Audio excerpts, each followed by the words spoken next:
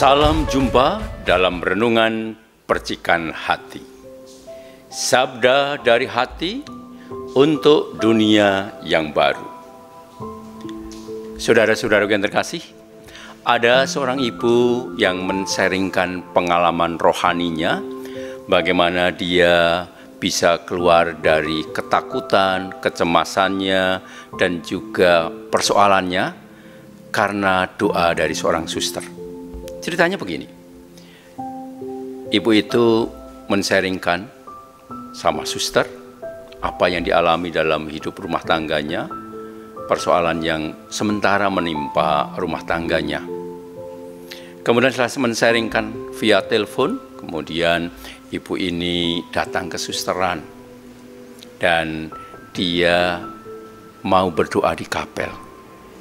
Ketika dia masuk di kapel, dia melihat suster ada di dalam dan dia mendengarkan doa suster di depan tabernakel. Bagaimana dia membawa seluruh persoalan hidupnya didoakan di depan tabernakel dan dia mendengar sendiri.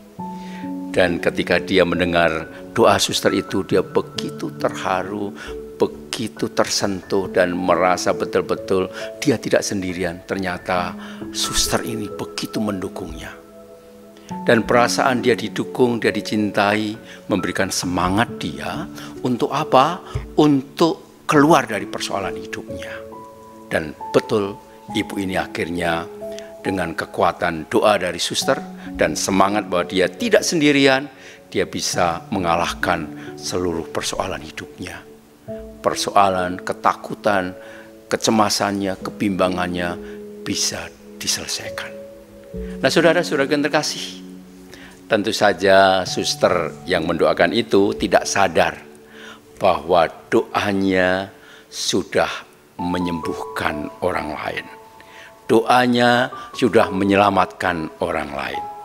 Nah, saudara-saudaraku yang terkasih, dalam peringatan Padre Pio hari ini, Injil Lukas dengan sangat indah menyapa kita, tapi sekaligus juga mengingatkan kepada kita bahwa Yesus yang memilih kita menjadi murid-muridnya sudah memberikan kuasa kepada kita. Bagaimana bunyinya? Mari kita dengarkan. Sekali peristiwa, Yesus memanggil ke-12 muridnya, lalu memberikan tenaga dan kuasa kepada mereka untuk menguasai setan-setan dan untuk menyembuhkan penyakit-penyakit. Inilah saudara-saudara yang terkasih, kuasa yang diberikan Yesus kepada para murid. Kuasa yang diberikan Yesus untuk Anda dan saya. Tapi seringkali kita tidak sadar akan kuasa ini.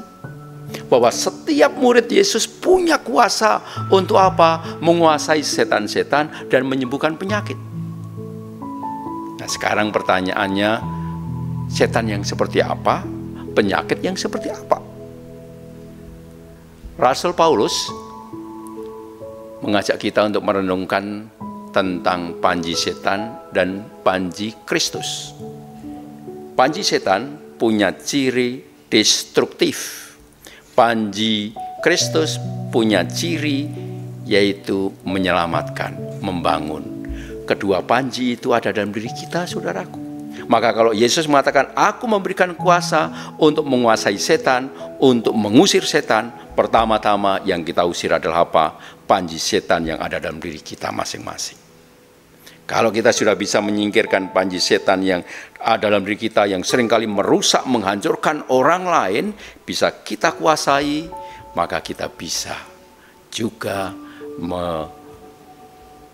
mengusir dan kita bisa menguasai setan-setan yang lain. Yang kedua, kalau kita dikatakan menyembuhkan penyakit-penyakit yang ada dalam diri kita juga seringkali yang menghambat kita untuk bisa mewartakan Tuhan. Penyakit-penyakit rohani kita, entah dalam bentuk dendam, sakit hati, iri hati, dan yang lain. Bisakah kita juga menyembuhkan penyakit-penyakit itu di dalam diri kita, dan akhirnya kita menjadi orang-orang yang tulus, orang-orang yang murni, dan akhirnya mewartakan kabar sukacita, mewartakan Injil. Dan itu yang menjadi tugas kita saat ini. Karena Yesus memilih para murid, memberikan kuasa untuk mewartakan sukacita, dan akhirnya dengan sukacita itu bisa mengusir setan, bisa menyembuhkan penyakit. Nah, saudara-saudariku yang terkasih, Anda dan saya dipanggil untuk seperti Padre Pio. Kalau Padre Pio itu punya kuasa khusus, dan kuasa khususnya mampu menyembuhkan dan mampu menyelamatkan banyak orang.